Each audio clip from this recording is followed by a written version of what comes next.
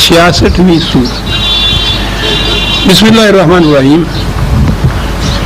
اس سورہ کی پہلی ہی آیت میں بڑی ایک اہم چیز ہے اور بڑی ہی غور طلب چیز ہے اور متنازع بھی ہے۔ وہ تو ہوتا ہی ہے ہمارے ہاں،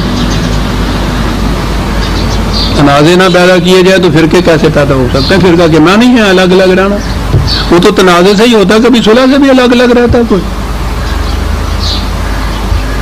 بسم اللہ الرحمن الرحیم۔ یا ایھا النبی، خطاب ہے نبی نکرم صلی اللہ علیہ وسلم سے۔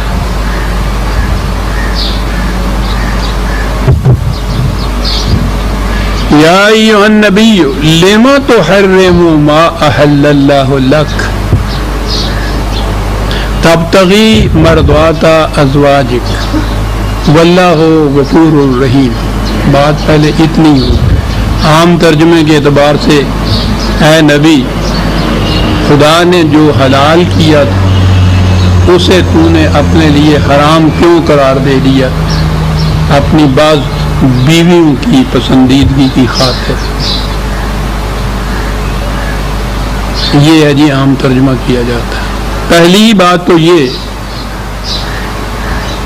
کہ اگر حرام کے معنی وہ لیے جائیں کہ جو ابدی طور پر کوئی چیز حرام ہوتی ہے جسے خدا نے کہا ہے کہ ہم نے حرام قرار دے دی تمہارے اوپر، مثلا قرآن نے کہا ہے کہ ماؤں سے نکاح کرنا ہم نے حرام قرار دیا، تو اب حرام کے معنی واضح ہو گئے۔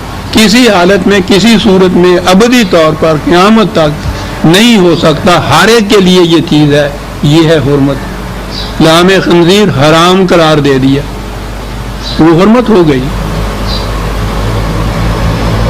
لیکن یہ لفظ جو ہے، ایک تو حرام وہ ہے جو خدا نے حرام قرار دیا، ابدی طور پر جو چیز حرام ہو گئی، اس کے عام معنی ہوتے ہیں ممانعت کر لینا، کوئی پابندی عائد کر لینا۔ اور اس کے لیے تو ہمارے ہاں، اب میں نے عرض کیا نا کہ ہم تو کبھی الفاظ پہ غور نہیں کرتے۔ یہ جو احرام باندھا جاتا ہے حج کے لیے، میں سمجھتا ہوں ہر سال ہمارے ہاں سے بھی ہزارہ اور دنیا میں سے لاکھوں جاتے ہوں گے، اور آپ احباب میں سے بھی گئے ہوں گے، حرام باندھا ہوگا، کبھی سوچا بھی کہ اس کو حرام کہتے تھے ہمیں؟ یہ کیا بات ہے؟ ہم نے تو یہی سمجھا ہے نا کہ وہ وہاں صرف ایک ہی بن سلی چادر ہوتی ہے نیچے اوپر، اور اس کے لیے مسئلہ یہ کہ سب ایک ہی قسم کے سارے نظر آئے، اس لیے ہے۔ یہ اس کو احرام کہا کیوں گیا ہے؟ وہ تو یہیں سے ہے، یہ لفظ جو ہے ہیر میم، وہ ایک مقام ہے میقات جہاں سے وہ شروع ہوتا ہے حرم کا، وہ دائرہ سمجھ لیجئے۔ وہاں پہنچنے پر بہت سی چیزیں جو اس سے پہلے عام طور پر جائز تھیں، کی جا سکتی تھی، بہت سی چیزوں کی ممانعت ہو جاتی ہے کرنی۔ اس کا شعار یا سمٹم یہ ہے کہ میں نے اپنے اوپر یہ چیزیں جو خدا نے کہی ہیں حج کے دوران، ان کی میں نے ممانعت اپنے اوپر عائد کر دی، پابندی عائد کر لی ہے۔ یہ اس کا ایک سمٹم ہوتا ہے۔ اس اعتبار سے اس کے لیے لفظ ہی احرام آیا ہوگا، وہ پابندی ممانعت عائد کر لینا۔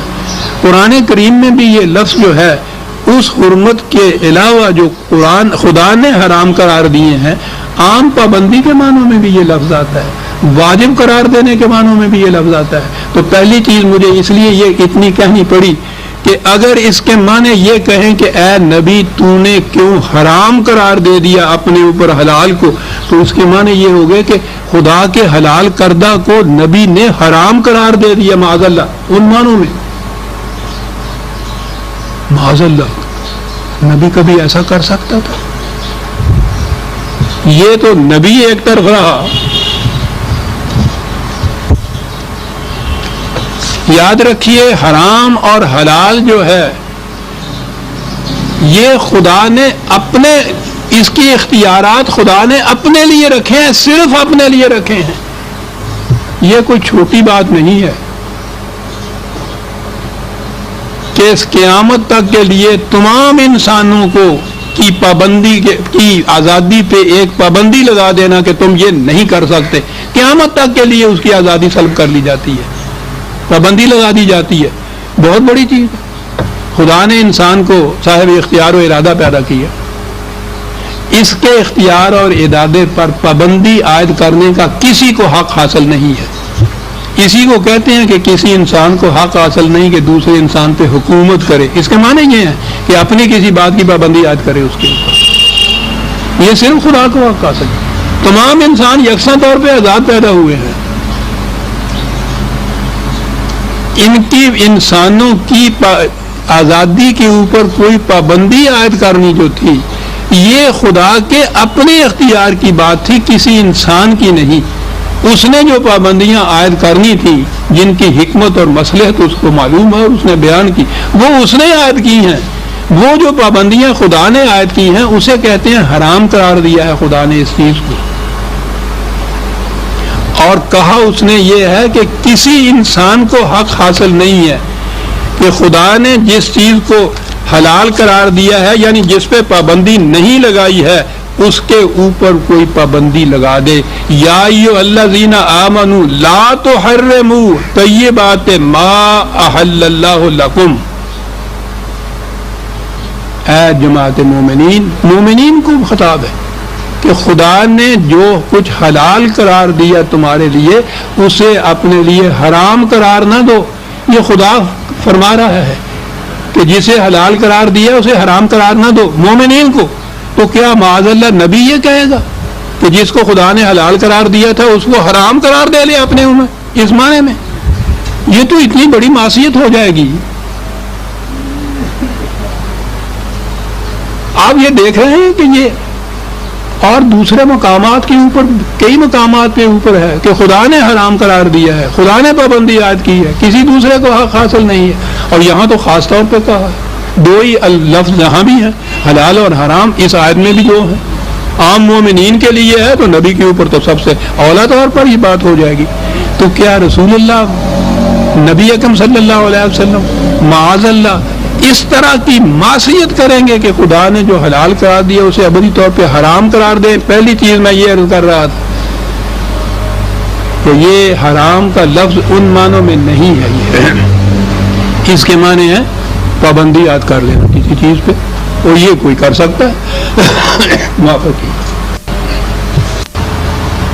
قرآن کریم نے جہاں بھی حلال کہا ہے وہاں ساتھ طیباً کہا ہے کہ یہ چیزیں حلال ہیں، ان پہ کھانے پہ پابندی نہیں ہے، لیکن ان میں سے جو خوشگوار تمہیں نظر آئیں، مرغوب خاطر ہوں، پسندیدہ ہوں، مضر صحت نہ ہوں، انہیں کھاؤ۔ اگر کوئی چیز آپ کو ناپسند ہے تو آپ نہ کھائیے،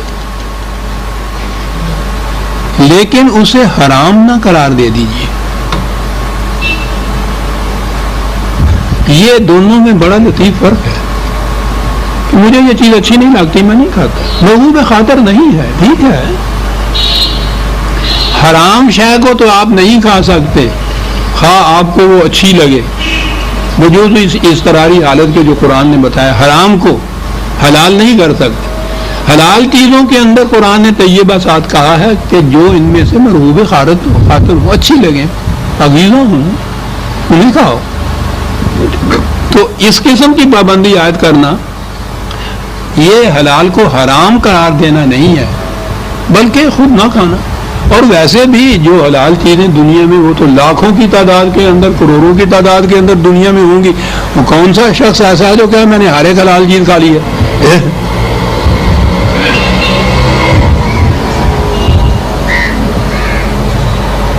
تو اس لیے یہ جو چیز ہے نا، کسی چیز کے متعلق یہ کہنا کہ مجھے وہ اچھی نہیں لگتی، میرے مزاج کے خلاف ہے، مجھے ایگری نہیں کرتی، مجھے موافق نہیں آتی، روز ہم یہ کہتے ہیں، تو وہ حرام قرار دینا نہیں ہے، اپنے اوپر پابندی عائد کر دینا۔ یہ اس معنی میں یہ چیز تھی، ایک چیز جس پہ پابندی نہیں تھی، اے رسول تو نے اپنے اوپر یہ پابندی عائد کر لی۔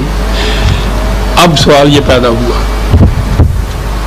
کہ جب صورت یہ ہے کہ عام مومنین جو ہیں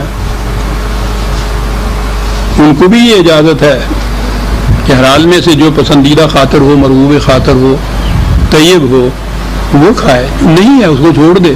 رسول اللہ نے بھی صلی اللہ علیہ وسلم اگر کسی چیز کے متعلق یہ کیا تو یہ تنبیہ کیوں آ گئی انہیں خاص طور پہ؟ اس کی وجہ تھی. نبی کا عمل جو ہے وہ آگے چل کر ایک اور شکل اختیار کرتا ہے، اور قرآن نے خود بتا دیا. یہودیوں نے یہ کہا ان کے ہاں یہ اونٹ کا گوشت حرام ہے. ادھر جب قرآن آیا تو اس نے یہ گوشت حلال قرار دیا. انہوں نے اعتراض کیا تھا کہ ہمارے ہاں ایک چیز حرام ہے تو تمہارے ہاں وہ کیسے حلال قرار دے دی گئی؟ قرآن نے بتایا کہ ذرا اپنی تورات کو، اپنی تاریخ کو پڑھو. خدا نے اسے حرام نہیں قرار دیا تھا. حضرت یعقوب علیہ السلام کو یہ پسند نہیں تھا تو انہوں نے اپنی ناپسندیدگی کی وجہ سے کہا تھا کہ میں نہیں کھاتا. یہ قرآن نے کہا ہے کہ نبی کے اس عمل کا نتیجہ یہ نکلا کہ بعد میں اس کی امت نے یہ سمجھا کہ یہ حرام ہی ہوگا. جب ہی چھوڑا تھا نا ہمارے نبی نے، قرآن نے یہ تصریح کر دی اور یہودیوں سے کہا کہ خدا نے یہ حرام قرار نہیں دیا تھا، تم لاؤ کوئی سند اس کے لیے کہ خدا نے حرام قرار دیا. یہ تو تمہیں معلوم ہے نا کہ یعقوب علیہ السلام نے، انہوں نے اس کو چھوڑا تھا. تو یعقوب علیہ السلام نے تو اپنی ذات کے لیے، قرآن یہ کہتا ہے انہوں نے اپنی ذات کے لیے یہ کہا تھا کہ مجھے پسند نہیں ہے اس لیے میں نہیں کھاتا. تم نے سمجھ لیا کہ یہ شریعت کا حکم ہے. تو قرآن کہتا ہے کہ پھر امتیں شریعت کے احکام اس طرح بنا لیا کرتی ہیں. اے نبی محتاط رہیے. جن کے رتبے ہیں سوا، ان کی سوا مشکل ہے. محتاط رہیے. آپ تو محض اپنی ناپسندیدگی کی خاطر ایک چیز کر رہے ہیں. یہ اس کو امر مسنون قرار دے دیں گے، بعد میں شریعت بن جائے گی. پھر اس کے بعد بڑے احتیاط کی ضرورت ہے. اور یہیں سے عزیزان من بڑا اہم مسئلہ طے ہو جاتا ہے. نبی اکرم صلی اللہ علیہ وسلم کی حیات طیبہ زندگی جو ہے، جو قرآن کے اندر وہ اسوہ حضور کا محفوظ ہے، وہ تو محفوظ ہے، متعین ہے، مقرر ہے، ایک ایک حرف سچ ہے. یہ جو بعد میں مرتب ہوا ہے 200-250 سال بعد جا کر زبانی روایات کے ذریعے تاریخ بھی زبانی لکھی ہوئی. رسول اللہ صلی اللہ علیہ وسلم نے یہ فرمایا، حضور نے یہ کیا، حضور نے اس کو منطبق کر کے نہیں دیا. ٹھیک ہے، اگر کوئی چیز ایسی اس میں بھی آتی ہے کہ جس میں یہ رسول اللہ نے ایسا نہیں کیا عمر بھر، اور اس کو کہا جائے کہ یہ پھر شریعت میں حرام ہو گیا، کیا معلوم ہے کہ حضور نے اپنی عادت کے مطابق ہی اس سے اجتناب کیا. یہ کہیں نہیں ہے ہماری کتب روایات یا تاریخ میں جسے کیس لاؤ کہتے ہیں کہ یہ بتایا ہوا ہو کہ حالات یہ تھے، اس کی وجہ یہ تھی، اس کی بنا پہ حضور نے یہ فرمایا، یہ کہا. یہ نہیں ہے. تو اب یہ کیسے متعین ہو سکتے؟ یہ جو کہا جاتا ہے کہ یہ سنت رسول اللہ ہے، یہ سنت نہیں ہے. اور اسی لیے ہر ایک فرقے کی الگ الگ سنت ہو گئی. کسی نے کہا کہ نہیں یہ ہو سکتا ہے، کسی نے کہا کہ یہ نہیں ہو سکتا. تو گویا یہ چھوڑ دیا ان کے اوپر متعین کرنا کہ کون سی بات سنت ہے، کون سی سنت نہیں ہے. اور جو سنت ہے وہ فریضہ شریعت قرار پا گیا. اندازہ لگائیے کیسے متعین کیا آپ لوگ. حضور نے تو خود ہی بعض معاملات میں یہ فرما دیا تھا. وہ ہے ایک واقعہ حدیث میں بھی، بخاری میں خود آتا ہے، کھجوروں کے گابا لگانے کا واقعہ کے متعلق. حضور نے فرمایا تھا کہ اس طرح سے نہیں، اس طرح سے کرو تو کھجوریں زیادہ پھل دیں گی. اور انہوں نے ایسے کیا تو وہ پہلے سے بھی کم پھل ہوا. تو انہوں نے پوچھا تو آپ نے فرمایا یہ چیز ہمارے ہاں کہ تم دنیاوی معاملات کو جو تمہارے ہیں ان میں بعد میں مجھ سے بہتر جانتے ہو تو تم اس کے مطابق کیا کر.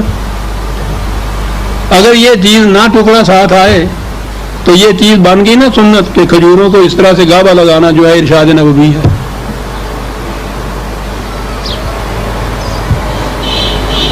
یہ بڑا اہم سوال ہے یہ متعین کرنے کا.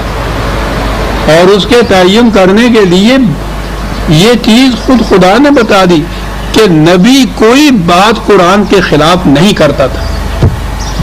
ٹچ سٹون اور معیار آ گیا ہمارے سامنے. جو کچھ بھی منسوب کیا جائے روایات میں یا تاریخ میں رسول اللہ کی طرف، اسے دیکھ لیجئے کہ قرآن کے مطابق ہے یا اس کے خلاف ہے. کوئی چیز جو قرآن کے خلاف ہے اس بات سے کہ رسول کبھی قرآن کے خلاف نہیں کرتے تھے، بلا تعمل مسترد کر دیجئے کہ یہ نہیں میرے نبی کی ہو سکتی، میرا رسول ایسا نہیں کر سکتا، اس نے ایسا نہیں کیا ہوگا، یقیناً نہیں کیا ہوگا۔ ہزار بخاری اور مسلم کہتے رہے، خدا کہتا ہے کہ رسول قرآن کے خلاف نہیں کہتا تھا۔ رسول، ہمارا ایمان ہے کہ رسول نے کبھی معصیت خداوندی نہیں کی، ہم منسوب نہیں کر سکتے رسول کی طرف۔ عزیزان ایمان، وہ جو میرے متعلق کہا جاتا ہے کہ منکر حدیث، انکار حدیث نہیں ہے، انکار یہ ہے کہ اس بات کو رسول اللہ کی طرف منسوب ہی نہیں کیا جا سکتا، یہ حدیث نبوی ہو نہیں سکتی۔ یہ نہیں کہ مانتا ہوں کہ یہ حدیث ہے اور میں کہتا ہوں میں نہیں مانتا، معاذ اللہ معاذ اللہ، کہ اس مسلمان کو یہ جرأت ہو سکتی ہے؟ ہم تو حضور کے نام پہ ایمان لائے ہوئے ہیں، لیکن یہ بات کہ یہ رسول اللہ صلی اللہ علیہ وسلم حضور ایسا فرما نہیں سکتے تھے، کر نہیں سکتے تھے، کیوں؟ قرآن کے خلاف ہے، اور اس کی شہادت خدا دیتا ہے۔ اور قرآن میں نبی اکرم صلی اللہ علیہ وسلم کی یہ قول 2-3 دفعہ موجود ہے کہ اگر میں بھی خدا کے کسی حکم کے خلاف کروں تو میں بھی اس کے عذاب سے نہیں بچ سکتا۔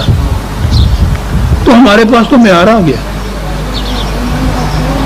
لہذا لیما تو حرما، یہ میں نے اس لیے کہا عزیزان ایمان بڑی اہم آیت ہے، اور پوچھو نہیں 1000 برس میں اس کے متعلق کیا کچھ ہوتا چلا آ رہا ہے۔ تو حرم کے معنی پہلے حرام قرار دینا ہوا، پھر آگے ابھی 2-3 منٹ ہیں اور بات کر دوں۔ عقیدہ یہ ہے کہ رسول اللہ صلی اللہ علیہ وسلم جو کچھ بھی کرتے تھے کہتے تھے وہ بھی وحی ہوتا تھا، یہ ایک عقیدہ ہے۔ وہ ساری وحی قرآن کے اندر نہیں آ گئی، قرآن کے باہر بھی ہے، اور وہ ان روایات یا حدیث کے اندر ہے۔ خارج از قرآن وحی، 2 قسم کی وحی، لہذا جو چیزیں بھی رسول اللہ کی کہی جائیں، خواہ وہ کتب روایات یا حدیث میں آئیں تو وہ بھی وحی، اسے وحی خفی کہا جاتا ہے، غیر مکتوب کہا جاتا ہے، غیر مطلوع کہا جاتا ہے، تلاوت نہیں ہوتی تھی، لکھی نہیں گئی، لیکن وہ وحی۔ جب عقیدہ یہ ہو کہ وحی کی روح سے وہ کرتے تھے، اب آگے ان کے لیے مشکل، لیما تو حرم ما احل اللہ لک، تو حضور نے جو چیز حرام قرار دی تھی اپنے اوپر وحی کی ضرور سے کی تھی نا، اس عقیدے کے مطابق، تو یہ عجیب قسم کی وحی ہے کہ ادھر حضور سے کہتی ہے کہ اس کو حرام قرار دے لو، آپ نے حرام قرار دیا تو اس کے اوپر کہا کہ لیما تو حرم ما احل اللہ، تو کیوں حرام قرار دیا اس کو؟ اب مشکل بنتی،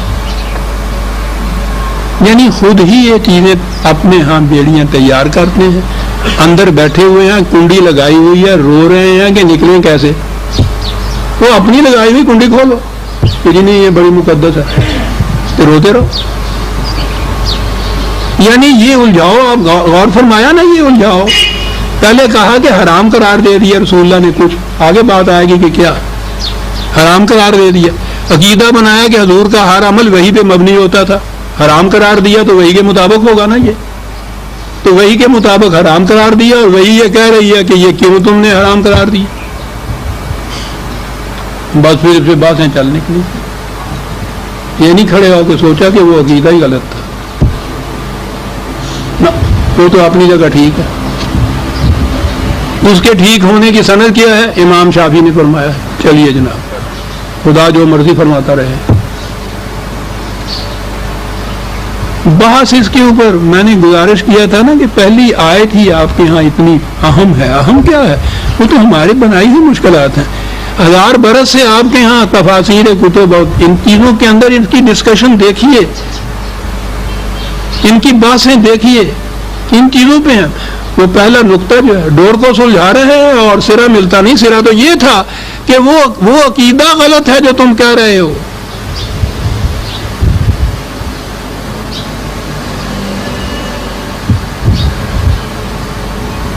آگے بات اگر وہ مان لیں تو پھر تو یہ ہو گیا کہ رسول نے اپنے ہی مرضی اور اختیار سے یہ کیا تھا، وہ تو ان کا ہے کہ کیا کیا تھا، حرام قرار دیا تھا، خدا نے کہا کہ کیوں حرام کیا، یہاں تک تو بات اتنی سی ہو گئی کہ رسول اللہ نے ایسا کیوں عمل کیا جو حرام تھا، لیکن یہ تو نہ ہوا نا کہ خدا کی وحی کے مطابق حرام قرار دیا اور خدا نے کیا کیوں ایسا کیا تم نے، یہ تو بات نہیں تھی، بات صاف ہے۔ یہ حرام کا لفظ حرام کے معنی نہیں ہے ممانعت، پابندی عائد کر لینا اپنے اوپر کسی چیز کے نہ کھانے کی، ہم روز یہ کچھ کرتے ہیں، کیوں کہا خدا نے کہ آپ کی حیثیت، آپ کا مرتبہ کچھ اور ہے، آپ نے یہ چیز اپنے لیے ہی ناگواری طبیعت کے مطابق یہ کی، ہو سکتا ہے کہ اس کے متعلق جیسا کہ ہو چکا ہوا ہے قرآن نے، اسی لیے وہ پریسیڈنٹ جو ہے وہ کوٹ کر دیا قرآن کے اندر کہ ایسا ہو چکا ہے پہلے کہ ایک نبی نے اپنی ذات پر ایک چیز کو حرام قرار دیا یا ممانعت اس کی قرار دی، امت نے بعد میں سمجھ لیا کہ یہ خدا کا حکم تھا اور وہ سنت حضرت یعقوب علیہ السلام کی مطابق انہوں نے شریعت میں یہ حکم داری کر لیا۔ یہودیوں کے یہاں ابدی طور پر گوشت اونٹ کا جو ہے وہ حرام ہے، اور یہ بات مسلمانوں سے ہوتی تھی ان کی، خدا نے کہا وہ یہ چیز تھی، اس طرح سے ہوا، اس لیے رسول اللہ صلی اللہ علیہ وسلم سے کہا گیا کہ ایسا آپ نے جو کیا ہے، عام انسان کو ایسا کر لے تو اس کے اس عمل کو یہ نہیں کہا جائے گا کہ یہ خدا کی طرف سے حکم تھا، آپ کے اس عمل کے متعلق یہ چیز کی جا سکتی ہے جو پہلے ہو چکا ہوا ہے، یہ نہیں کرنی چاہیے آپ کو۔ اب اگلی بات یہ ہوئی کہ وہ تھی کیا بات، اور وقت ہو گیا، بات ہوگی لمبی، آئندہ درس میں ہم اس کو لیں گے۔ سورہ التحریم کی پہلی ہی آیت ہے ہمارے سامنے، ربنا تقبل منا انک انت السمیع العلیم۔ شکریہ۔